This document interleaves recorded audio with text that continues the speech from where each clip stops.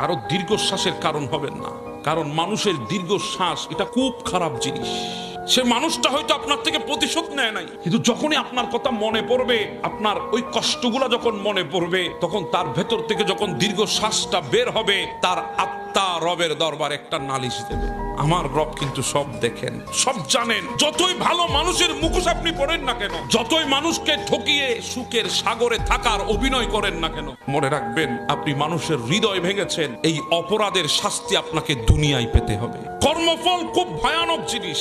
আপনি আজকে যা করছেন, আগামীতে তা আপনি অবশ্যই পাবেন। মানুষটা আপনাকে ছেড়ে দিলেও আমার আল্লাহ আপনাকে ছাড়বে।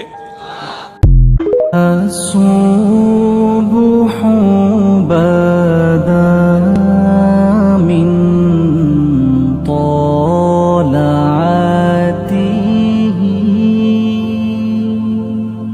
والليل دجى من وفرته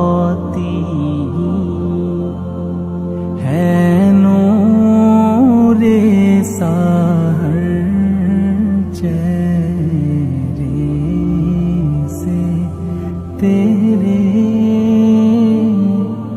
और शब